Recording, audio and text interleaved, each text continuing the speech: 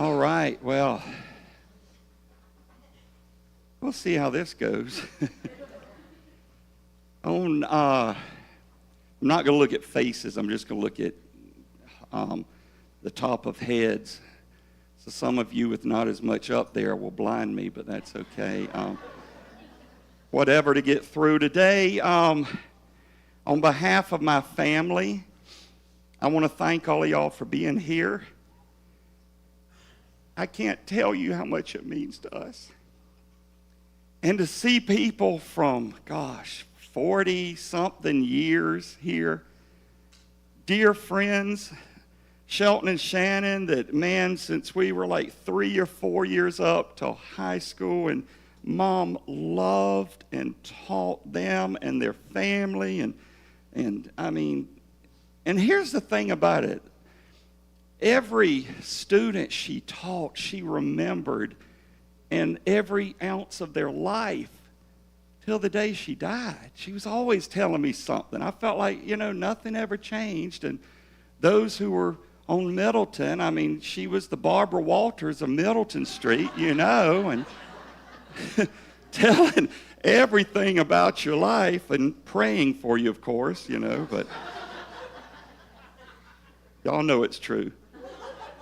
And I'm glad we have live stream. Y'all pray. Dad could not be here today. He's in rehab, recovering from surgery, and so we pray for him and continue to pray for him. And my aunt, my precious Aunt Bet, that Mom's sister, is watching from live stream, and so we are inviting them to come and be with us, and thank God for technology that allows that to happen. And so, but whatever you called her, Mom, Mimi, Jeanne, Miss Rea, know that she truly loved every one of you, truly. Funny story, when Thomas and Alan were in, I guess maybe middle school, they thought that calling Mom Mimi, was, that's what babies called. Okay? We don't call her Mimi, so they started calling her his mom. This is his mom, and introduced her as his mom. And I thought about that this week as I was driving down the road, because it was truly an honor to say she was my mom. I was proud, and I still am, to be called her son.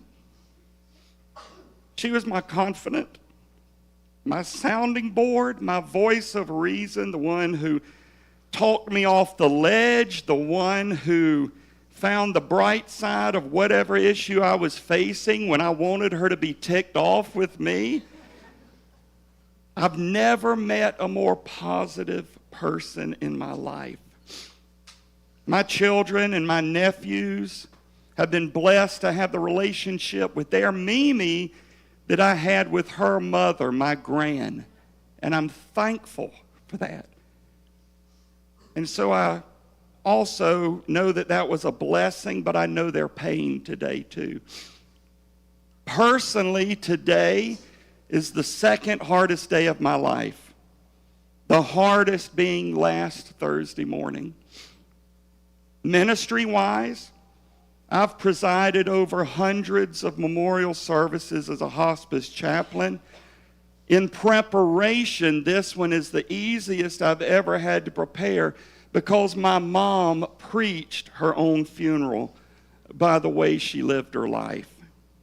She lived out her faith every single day. And as they say, if you judge a man or a woman by the amount of friends they have, here's the testimony here. And I thank you again. You will never know what this means to us. In thinking this week of what I wanted to say, what scriptures I wanted to share, these immediately came to mind when I thought of my mom. 1 Peter 2:12 says, "Be careful to live properly among your unbelieving neighbors. Then, even if they accuse you of doing wrong, they will see your honorable behavior, and they will give honor to God when He judges the world." I think she did her best to live properly. I can say she had a good reputation, and she tried her best to be a good moral person, but even more than that, a godly person. She was a friend you could count on. She was a confidant that you could talk to. She took pride in that. 1 Timothy 4:12 says, be an example to all believers in what you say, in the way you live, in your love, your faith, and your purity. And she was certainly my example. And she was the one that I strive and will continue to strive to be like. Matthew 5:14 and 16 says, you are the light of the world, like a city on a hilltop that cannot be hidden. No one lights a lamp and then puts it under a basket. Instead, a lamp is placed on a stand where it gives light to everyone in the house. In the same way, let your good deeds shine out for all to see, so that everyone will praise your heavenly Father. I can honestly say my mom was a true light. She lit up a room when she walked in, that smile that she always wore. Even that day in the ER, trying to make the best of the situation, saying, okay, we know what we've got to do, and still trying to be positive. Over the last few days, as a comfort, I've been reading the comments on Facebook posts, and again, thank you for those of you who have posted encouraging words. I couldn't respond to each one. I tried to, but know that each one was read and heartfelt and appreciated. I read on Ridgeway Funeral Home, their webpage, things that people said. And one post I read on Gab News from Michelle Cox really solidified what I believe how Mom lived her life. She said this, to me, Jeanne was proof of God's existence because you could see his almighty love flowing through her. She will be sorely missed. And when I read that, I said, wow, what a testimony. What a testimony of Mimi's life. What a challenge to the rest of us. I want you to know that my mom was well prepared for this day. We talked often and openly about it to the point where it would drive us crazy. And Mom, if she didn't know you, somehow she's going to get on the fact that when I die, I'm going to be cremated and my nephew Jeremy's going to take me in a boat and sail me out in the inlet. Am I lying? I mean, she would talk openly about that to anybody. But think about that for a moment. That gives me great comfort knowing she wasn't afraid to die. And that when her day came, she was ready for it. Today is a sad day. We're heartbroken, but I know with everything in me she would want us to celebrate. So that being said, as the praise team comes today, they're going to lead us in a couple of songs. They're actually her favorite songs. Ones that I can look and I could just see her over there right now with her hand raised, clapping, smiling. And so we're going to sing it the way it's meant to be sung. Because at first when we're planning one of them, it's kind of an upbeat song. And Lisa's like, hey, we'll tone it. And I know. I want you to do it just the way she enjoyed it. And so as they sing these couple of songs, I want you to feel free to stand.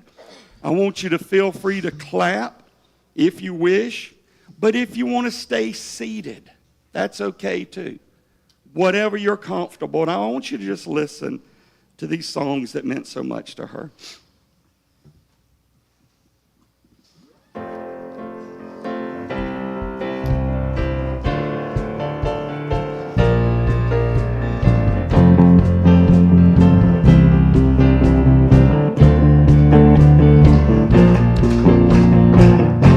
Blessed be your name in the land that is plentiful, where your streams of abundance flow. Blessed be your name. Blessed be your name when I'm found in the desert place, though I walk through the wilderness. Blessed be your name. every blessing you pour out, I'll turn back to praise. When the darkness closes in, Lord, still I will say, blessed be the name of the Lord. Blessed be the name. Blessed be the name of the Lord. Blessed be your glorious name. Blessed be your name when the sun's shining down on me, when the world's all as it should be. Blessed be your name. Blessed be your name on the road marked with suffering, though there's pain in the offering. Blessed be your name. Every blessing you pour out, I'll turn back to praise. When the darkness closes in, Lord, still I will say, blessed be the name of the Lord. Blessed be your name. Blessed be the name of the Lord. Blessed be your glorious name. You give and take away. You give and take away. My heart will choose to say, Lord, blessed be your name. You give and take away. You give and take away. My heart will choose to say, Lord, blessed be your name. Blessed be the name of the Lord. Blessed be your name. Blessed be the name of the Lord. Blessed be your glorious name.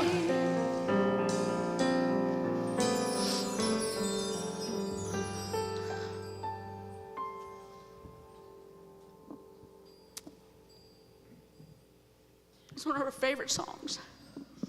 And every time we would sing it, when we got to "You Give and Take Away," she'd hold up her little nub. She'd wave it around and laugh. You give and take away. And on the way home, early Thursday morning, Jeremy and Elizabeth, you're trying to say all the right things and something that finds comfort. And Elizabeth said to Jeremy, she said, she has her heavenly body. And Jeremy said, you think she's got two hands now? And then I was telling Dai the story, and Dai said, you know what? When we get to heaven, everybody's only going to have one hand, because Mimi was the one that was made just right. And this other song, when she heard the intro, she immediately just started weeping. Said everybody's got a story to tell. Everybody's got a need to be healed. She used the thing that would appear to be the thing that was wrong, that was the handicap. And she used it in that kindergarten class. She used it with every child she met. And if an adult was brave enough to ask, she used it with them and said, let me tell you something. I'm not made wrong. I'm not broken. God uses this for me to tell people that you can do anything with anything you're faced with. And that's what she taught me. God, if we ever needed you, we need you now.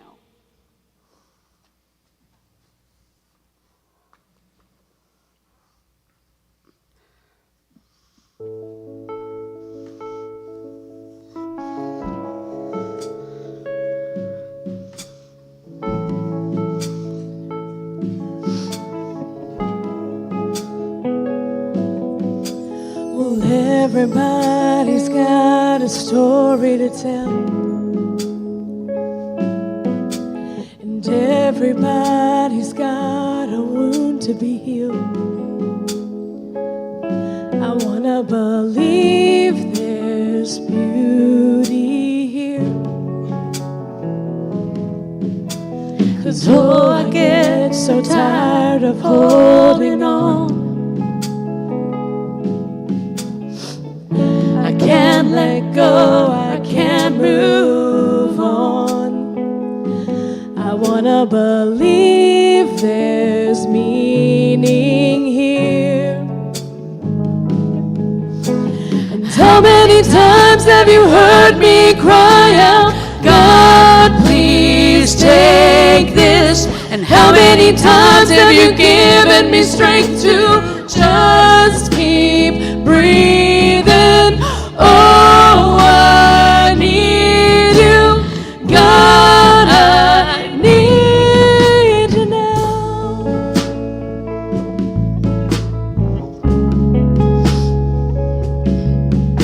I'm standing on a road I didn't plan, wondering how I got to where I am. I'm trying to hear that still small voice. I'm trying to hear above the noise. How many times have you heard me cry out, God, please take this? And how many times have you given me strength to just keep breathing? Oh, I need you, God, I need. Oh, I walk through the shadows, and I am so afraid.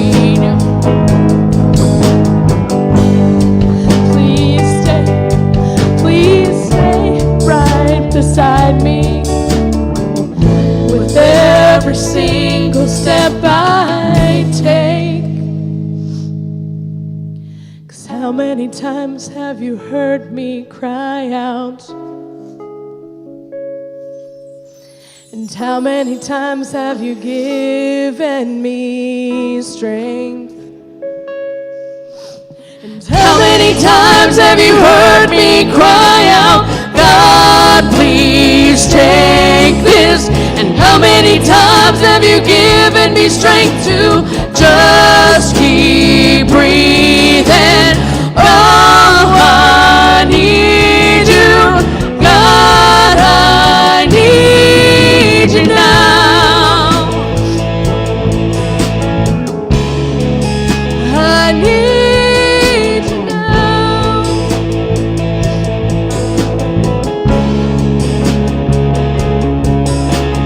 Oh, I need you, God, I need you now. I need you now.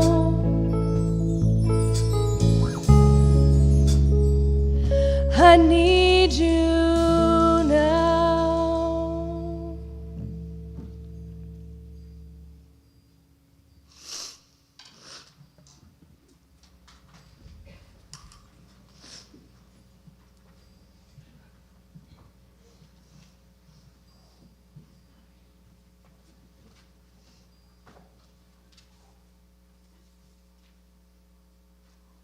Today is a day to celebrate Mom, and one of the ways we do that is by remembering her. And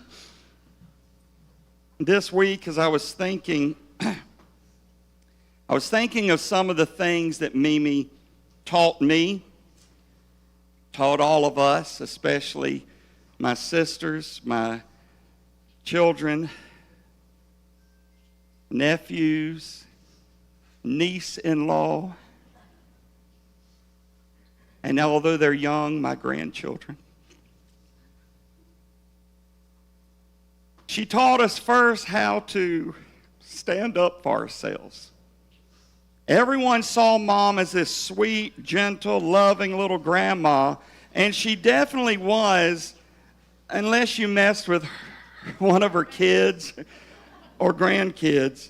You know, when I was a kid, I was probably about maybe 5, 6 years old, and me and some of the neighborhood kids, I don't even remember who, you know. I'll say it wasn't Robbie and Ernest because they're here.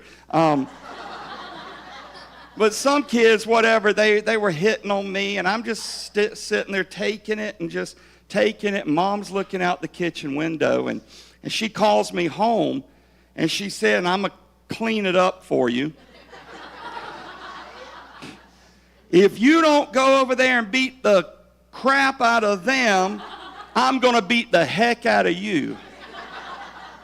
I went running like William Wallace and Braveheart. I mean, I'm just wailing on these kids.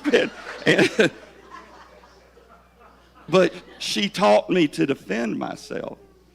Once we were in Charleston for a Christmas parade, and a local celebrity, I don't even remember who it was, but he's pushing his way through the crowd. He's working the crowd and, you know, shaking hands. And he plopped down right in front of me, blocking my view. And so Mimi walks up to him, and she told him to move. And the guy said, well, don't you know who I am? And Mom said, no, I really don't give a crap. You're in my son's way. He got up and moved, and later she said, I knew exactly who he was, but I didn't want to give him the satisfaction of him knowing that I know who he was. When Nick was learning to drive, she was letting him drive to the dump, and at the stoplight, Mimi told him that when it turns green, you wait 3 or 4 seconds. And I believe she said, that's what Bongo Bill always says. I mean, she's always saying, stop. You wait. You just don't go when it turns green to make sure no other cars are coming. And so Nick did that. And the car behind him is honking on the horn, waving his hands. And I think, you know, didn't he even go around you or something? Well, when they get to the dump, guess who's there?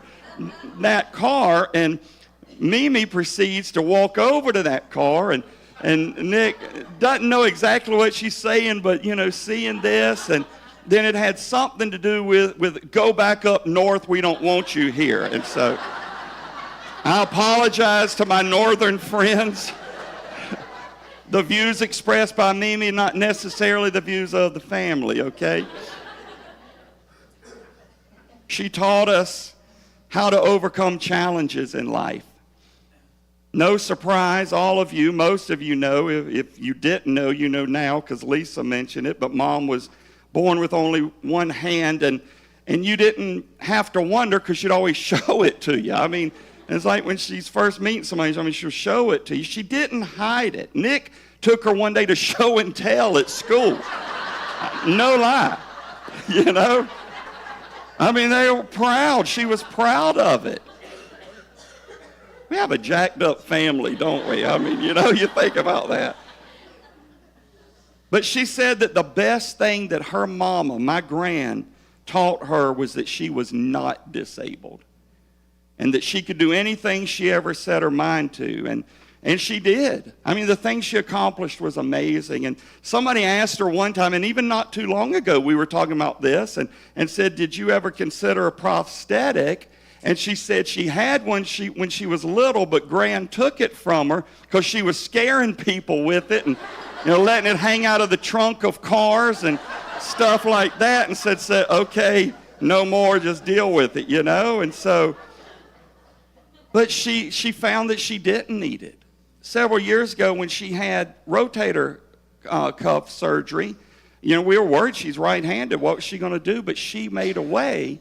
And we offered, you can come stay with us, we'll come stay with you, but she found a way to do it. I mean, and she got a wrist brace, and she put it on the nub and shoved a fork in the strap so she could eat. Genius. I mean, she found a way to do what she had to do. She taught us the importance of family. Lisa was right. She would love being here today, and don't think she wouldn't be working the room. She loved her family. She loved all of you. When I was younger, I knew all of her aunts and uncles, her great aunts and uncles, and we went to family reunions all of the time. Her cousins, I'm so glad that her favorite cousin, Patsy, could be here today, and Michael.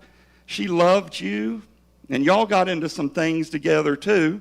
Heard some of those stories. We won't share those, but she loved her family. Family was important. She was committed to her family, and so I was thinking about that. Each category, I'll start with her sister. Aunt Bet and Uncle Al have always been special to us. Aunt Bet was more than a sister, a best friend. They never had kids by choice, and I think it's because I was the only child for 9 years, and then Terry and Aaron came, and they're like, nope, all three of those three, nope, we're good. But they were like second parents to me, and that's how close that they were to us. But Mom and Aunt Bet talked every day, every single day. If you were on the phone with my mom, she said, all right, I got to call you back because it's time to call Bet. Or, oh, I got to get home because I got to call Bet. And if either one of them missed that call, then they're calling one of us. They're worried, won't know, what's going on. Is she all right? Mom sent her pictures, before we even got a chance to. I mean, I don't know how. Mom may have even sent them from her phone because we're taking pictures. How does Aunt Bet already know? She knew some things before I did. She kept her in the loop. They weren't just sisters. They were best friends.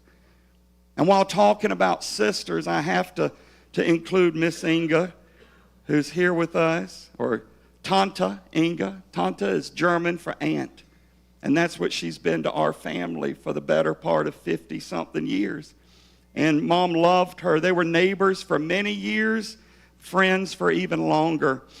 They shared a lot together, did a lot together, especially going out and eating oysters. And Nick has obligated himself to take Mimi's place with you now, Miss Inga, so anytime you're ready. Then my dad. This November, Mom and Dad would have celebrated 60 years of marriage. Things weren't always easy. They had their challenges. But she stood strong in her commitment, even through Dad's health issues. And when he became bedbound, we begged her to let us help. Family members offered to pay for full-time caregivers, but she insisted on doing it. Just a few weeks ago, I tried to convince her again, but she had declined, and she promised me that when it got too much, she would let me know. Her children. We were her number one priority in life, and we knew it. She made each of us know how special we were. We weren't exactly poor growing up, but we weren't rich either. But I never knew that because she made us feel like we were. She wouldn't eat until she'd fixed our plates. She wouldn't go back for seconds till we did. She found money for McDonald's and special treats. She started a Christmas club so she could put money aside every year to have Christmas for us. She would go without so that we could have whatever we needed, and a lot of times what we wanted. Truthfully, I didn't realize it until I was an adult, but she was my role model for when I had children that I want to be. Nowhere near like she is, but I will certainly strive to pick up where she left off because she was always there for me. Every school function, every special event, she was ever present. She made you feel special. She made you feel loved. And that was extended to her friends, family, neighbors.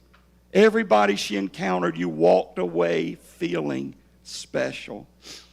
At church, every time there was new people coming into the church, she's there to greet them. And she didn't introduce herself as Jeanne Rea. She said, I'm John's mom. And I'm sure these new guests are saying, great, who's John? I mean, but that warms my heart, and that I made her proud. And I know that because she told me often, because I tried. Lisa, she loved Lisa. Simply put, they were partners in crime. Good Lord. The things they talked about. And I'm like, why are you telling my mother stuff that my mother doesn't need to know? And why do I know things about my mother that no son should ever know? But they were best friends. You ask Lisa today who her best friend is, and she would tell you. They shared everything, secrets, struggles, fun times. Wherever we were going somewhere, the thought was always, let's see if Mimi wants to go.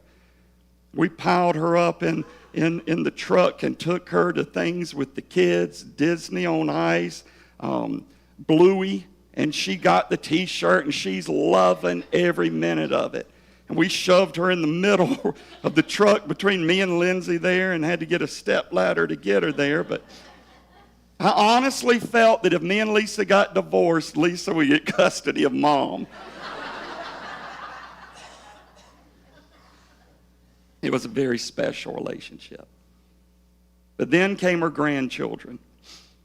And her grandchildren hung the moon. She loved every aspect of being a Mimi. Her very essence and existence was for her grandchildren. When she retired, she came every Wednesday to pick up my boys and to buy them stuff and spend time with them. And they spent time in Georgetown on the weekends, in the summertime.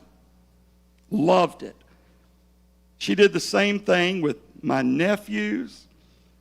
And the memories she would tell me of Connor hoisting her up in his truck, Jeremy riding four-wheelers with y'all, Taco Bells for Dawson. She loved it, every bit of it.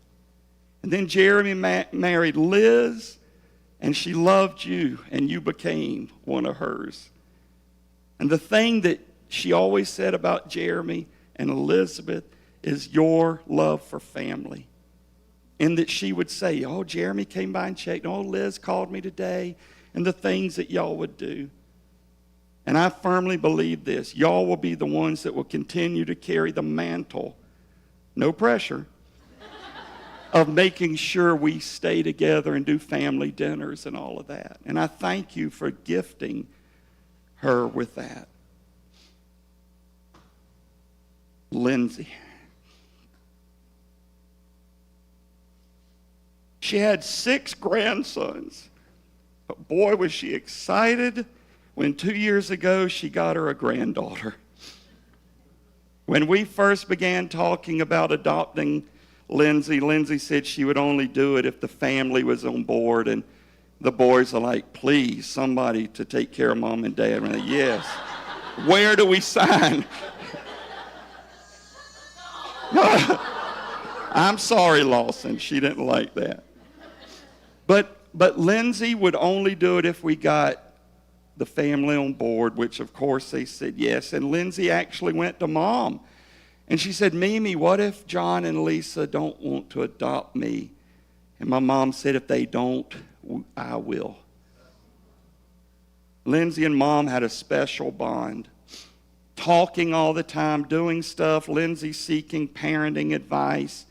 Mom is a former teacher. Lindsay is a teacher. And, you know, when the little ones now are going through the terrible 2s and treacherous 3s, and, you know, we're wanting to, you know, hang them outside, and Mom say, oh, you just have, you know, okay. Mimi went to all of Lindsay's foster care visits for moral support. Lindsay, I'll tell you this, because I know because she told me. She couldn't have loved you any more if you were blood related. She made that abundantly clear, and know that. And then her great-grandchildren. The same year we announced Lindsay's adoption, Thomas and Allison announced that they're going to have a baby. And as excited as I was, because I waited for that day my whole life, I can never forget and always cherish the joy that it put in my mom's heart. The look on her face. And when they decided to name her Kinsey Jeanne after my mom, that was the cherry on top. And she would tell you, after she showed you the picture of Kinsey, and she's named after me. She was proud of that. If anyone deserved to be a great grandma, she did. And she ate it up. After every phone call with Kinsey, she would immediately call me or text me, guess who I just talked to? Let me guess. Not too long after that, we found out that CJ and JJ would not be Lindsay's fosters any longer, but soon on the road to adoption. And Mimi loved them tremendously, and they love her. Lindsay said, we were talking about, said it breaks her heart that Mimi won't be here when everything is finalized, but you know what? She already treated them as if it was. In her mind and in the way she loved, they were already great-grandchildren. She didn't treat them any different. The highlight of Mom's Day was when Kinsey would FaceTime Mom several times a day, little Kinsey, Mimi. And they would FaceTime. And CJ and JJ, and especially at bedtime. I also, in talking about that, can't ignore how she loved every one of Lindsay's foster kids. She loved kids. I mean, those of you who were students know that. But she loved kids, and these kids, these foster kids, that most of them came from broken homes, that may have never experienced the love and attention that they deserved, and when they went back home may never ever have felt it again.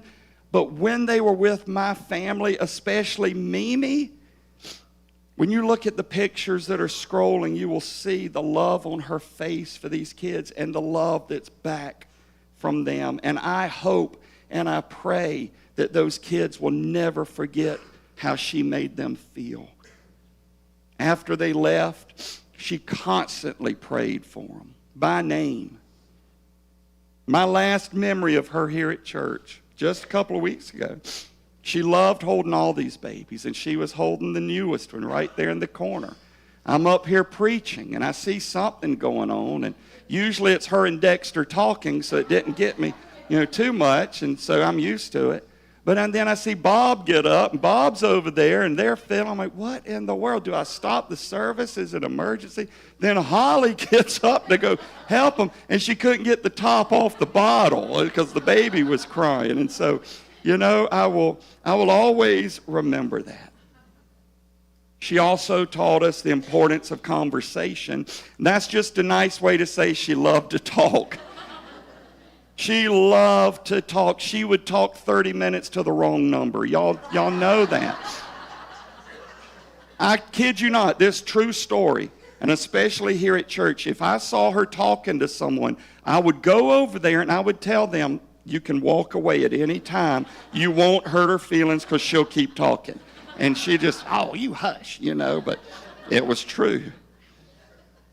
But as much as I teased her about that, there are some things to be learned from her about that. Friendliness, kindness, showing interest in people, genuine interest in people, and actually talking to people. So many have commented on how sweet, how nice, how kind Mimi was. And it showed. And I can tell you, it was genuine. She really did care. I asked someone the other day, I said, I wonder whose ear Mom chewed off first in heaven. I actually prayed. I said, I hope she got to the pearly gates and and Peter standing there, and after an hour, he said, you know what, Mimi, you go back to earth for about another 80 years, and, you know, if only. If only. Finally, she taught us the importance of faith. Mimi was open about her faith. She talked about it often. She readily prayed for people and passed along. You know, she saw something on Facebook. If she talked to you and she knew the struggles that were going on, then she would make sure that I knew. She would text me, call me. She'd let the prayer team know. She prayed regularly for her children and grandchildren. I share this with permission. On the night that she was brought into the ER, we didn't really know what was going on. Terry was there with her. And Terry says it's serious. They're going to send her to Charleston for surgery, or they'll send her to Grand Strand. And with me being here, I didn't know what to do. I didn't know whether to go all the way down there and then miss the ambulance or in the Grand Strand. So I'm kind of waiting till we know something. And finally, I said, I'm going, and then if I have to backtrack, I'll just backtrack. So I'm going there. But in the meantime, Dawson, my nephew, Aaron and Paul's son, goes down there to be with Terry and to be with Mimi. And I'm so thankful that you were there that day. Dawson tells Mimi, said, I want you to know that I found my way back to God, Mimi. She smiled, and she said, then pray for me, buddy. And that was one of the last conversations she had in this world. And what a blessing to know that. And to know that you were there as a comfort for her. As her son, I can tell you how much it blessed me to see her here every week, sitting in that corner right beside Dexter, her buddy, always supporting me as her son, but as her pastor. And she was always encouraging. We're blessed here at Legacy Church to have a gifted man, a very gifted man who means a lot to me personally, but Jeanne Rea is a poet, and he is able to put his feelings into words like none I've ever seen. And he has comforted my family with several poems the last few days. It's just remarkable, and Lisa's going to come to share one of them with you right now.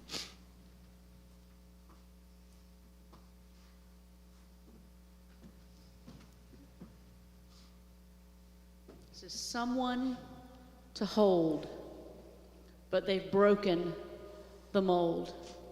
There's a hole in the place where once sat Grace, with that smile on her face telling everyone it's okay. How is it possible that list becomes a chronicle? She was a true born mother, a friend like no other, someone to hold the babies, I'm told. The young and the old rested in her comfort. So many happy faces call them family places. A treasure without measure. I look around and I see everyone agree, someone to hold.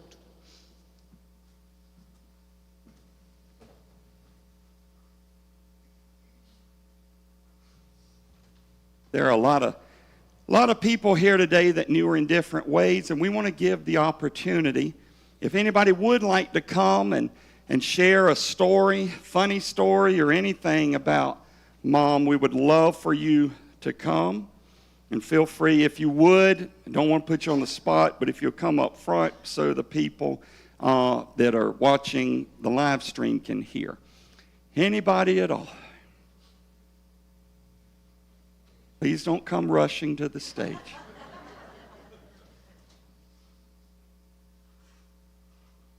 It's all right if you don't feel like it. That is all right. It's like some of the family have said, she knows how you felt about her. You expressed it, and she expressed it to you. But we wanted to always give the opportunity if anybody wanted to. So we'll move on. There's one more song that Shane's going to come and sing. And Nick found it a while back. I think somebody had sent it to him. And earlier, a few days ago, as he was out walking and trying to clear his mind, it popped into his playlist, and he sent it to me. And I don't think it could have expressed my feelings any better. I tell you up front that it is very raw. It is very real. And I believe it sums up that what many of us as a family are feeling. So listen to the words of this song.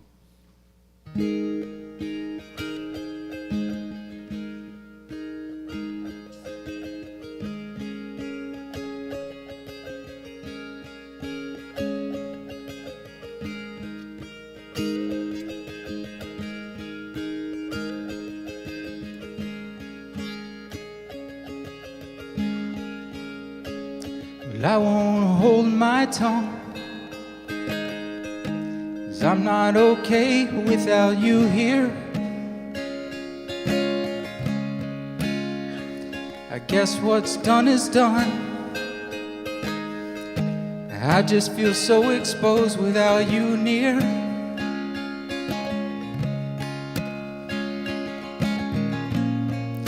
And I won't say that I'm okay,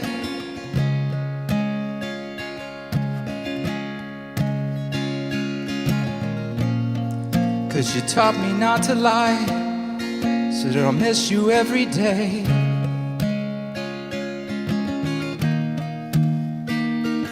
You always taught me to be good, and I'll always do my best to be selfless. But I know that God is holding you, and I am just so jealous, because I miss your arms around me, and the way you made me laugh. And now I'm stuck inside this prison that says you're never coming back. So I'm sitting in my room as I try to write this song. And I'm sorry that it's not good enough, it's just that everything seems wrong. And I keep bursting into tears, 'cause the pain won't go away. 'Cause the father took my best friend and said she cannot come out to play anymore.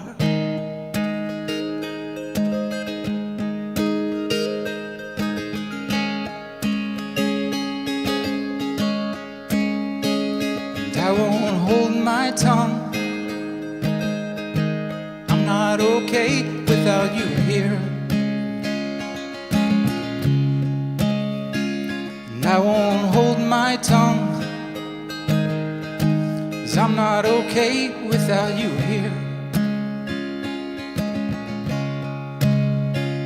And I won't hold my tongue, 'cause I'm not okay without you here. I guess what's done is done, 'cause I just feel so exposed without you near.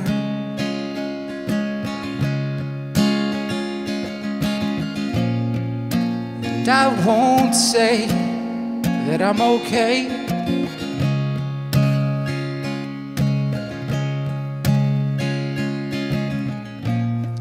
'cause you taught me not to lie. Just know I miss you every day.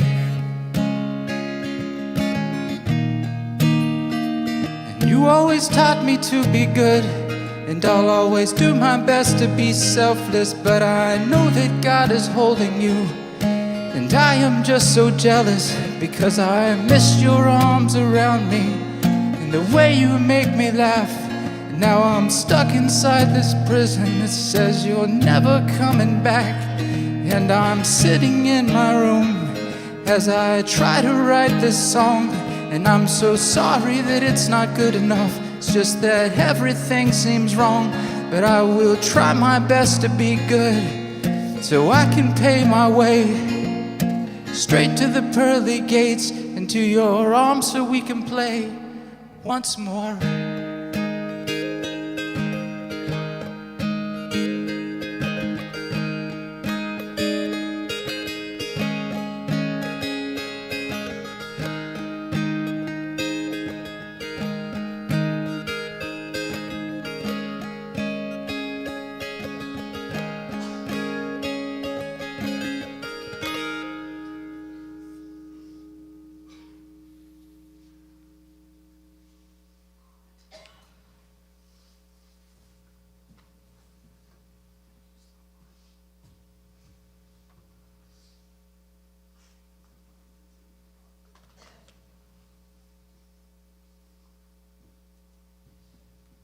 Whew.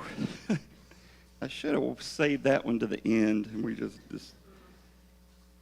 There's another part of that song, debated on whether to share or not, but Nick told me I have to. So there's a recitation part that the young man that wrote its name is Jake McElfresh. Hope I said that right. He's from the band Front Porch Step. He wrote it because he lost his grandma. And he says, Grandma, I love God with all my heart, and the only reason that is instated in my life is because of you. And I really don't understand the God that you introduced me to would take you away so fast when you were the only person who understood a thing I ever said. And I really don't know how to deal with this anymore. And I'm just really not okay with this. And I'm really not okay with this. And I miss you and I understand you're in heaven, but I want to be selfish. I don't want you to be in heaven. I want you to be back down here. I don't want you to be there. I want you to be here. What am I supposed to do? That's all I'm asking. Many people, and they mean well, heartfelt, but they've asked me over the last week, how are you doing? That's what we do. And I answered the way I'm supposed to answer. I'm doing okay. But the truth is, I'm not okay. And that's okay. Wednesday night before last one, 2 weeks ago, Bible study, we were here, we're talking about questioning God when tragedy hits. Why God? How could you allow this to happen? Why me? Etc. You know what I'm talking about. We talked about how we will never understand why God allows things to happen. It's not our place to understand. We'll drive ourselves crazy trying to understand. But our place is to trust.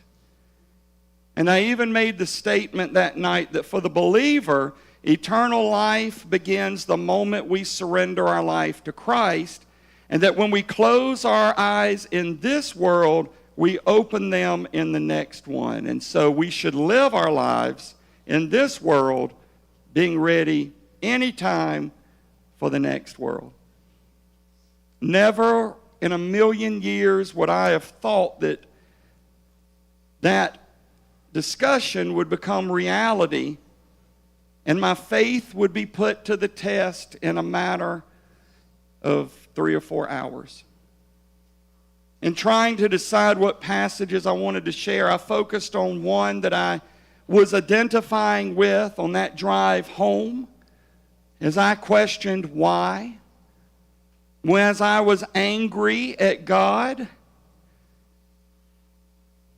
and one that I'm still dealing with today is the account of Job. If you know the book of Job, Job opens by establishing that Job was a blameless man. He was a righteous man, an upright man who feared God and shunned evil. He was wealthy, he was prosperous, he was spiritually disciplined. He regularly made sacrifices for his kids. And it's important we understand that about him because it sets the stage that when tragedy came, it wasn't that he had done anything wrong. It was just part of God's bigger plan, even though Job wouldn't understand it.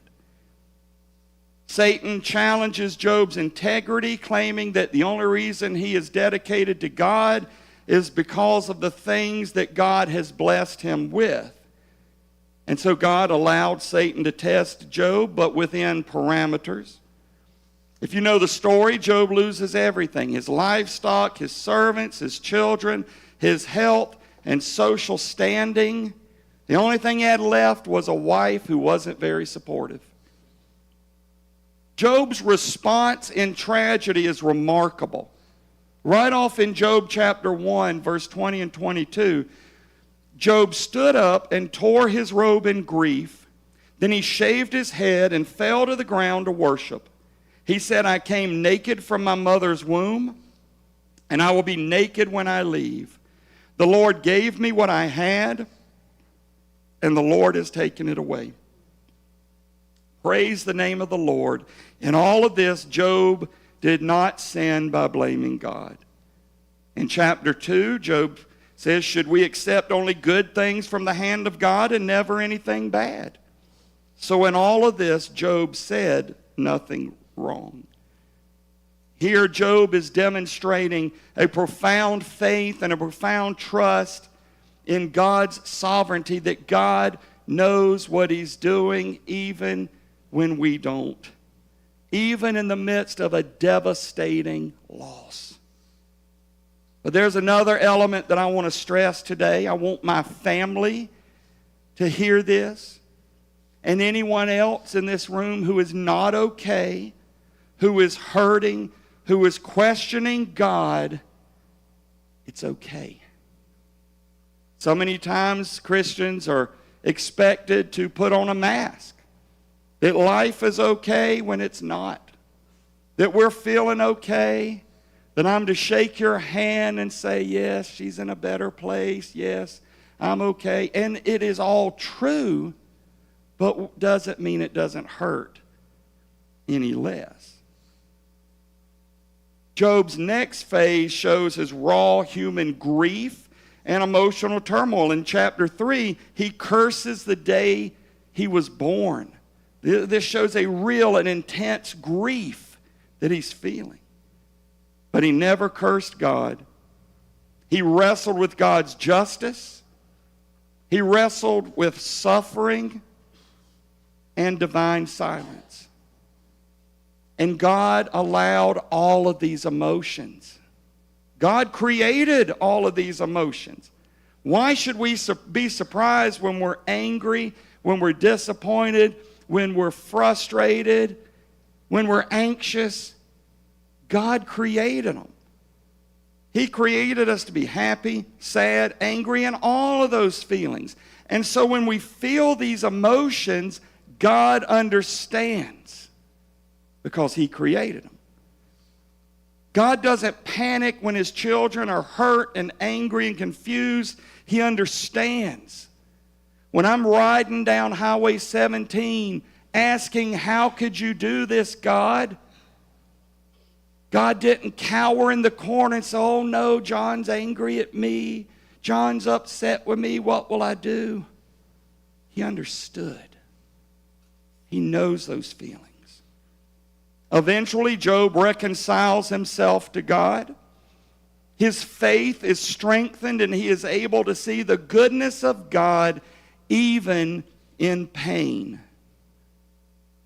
I remember several years ago, I participated in the funeral service for a friend's mother. The pastor before me gets up and he walks to the podium. He looked at the family and he told them to stop crying. Hush, hush now. Stop crying. Y'all aren't supposed to be crying. You should be happy. Happy tears. She's in heaven. And he said it several times, not just once, several times. And I thought, what a moron. Seriously. I mean, Legacy's like, yep, he did. Surprised he didn't say it out loud. Y'all know. But I thought, what a moron. I understand what he meant, but that is not what that family needed to hear right then. And the more he said it, the more I wanted to just go up there. These people are hurting. They've lost their mother. They've lost their grandmother. They've lost their sister.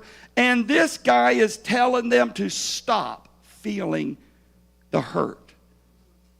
Yes, we can rejoice because we know where Mimi is right now. She's in the presence of Jesus. But it hurts. I walked up to the podium after that man. I looked right at that family. I quoted Ecclesiastes chapter 3 that says there's a time for everything under the sun, a time to be happy, a time to rejoice, and a time to mourn. And I told them to shed every tear, shake your fist, yell, scream, cry out to God because he understands. And I tell my family, I tell my friends, all of you, you can do the same thing. Experience it. Feel every emotion, but at the end of the day, find comfort in God, because He gives the comfort and the peace that passes all understanding. You know, I'll say this. The ultimate goal of a believer, we know that. Those of us who are believers, the ultimate goal is to be in the presence of God and to hear Him say, "Well done, my good and faithful servant." And I have no doubt that my mom heard those words. We know that she is living it up right now. She's with my granddaddy, her aunts and uncles that she loves so dearly, with friends that have gone before her. Diane, I'm sure she's found Roger. And I'm sure they're picking on Jane Monday.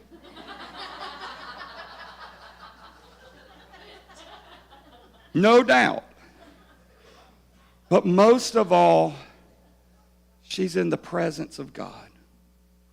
But that doesn't mean it doesn't hurt for us. And so I say to you, I'm not okay today.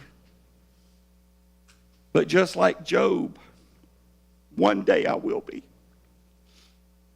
The hope of Christ comforts us by assuring us that one day we will not only spend eternity with Him, but with our friends and loved ones who've gone before us. And that is what gets me through.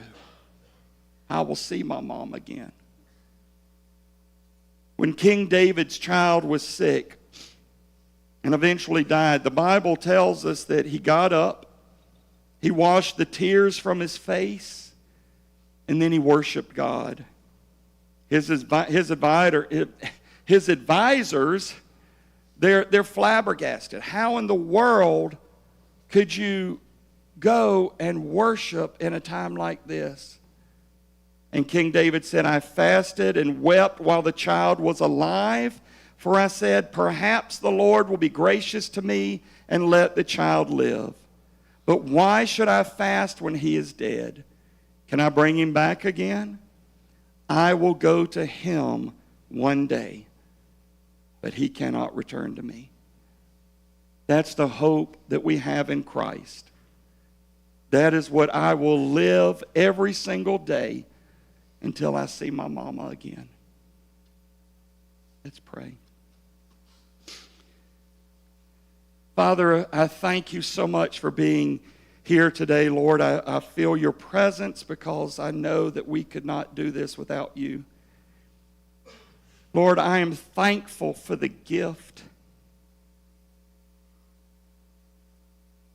that you gave me 56 years ago. The best mother in the whole world.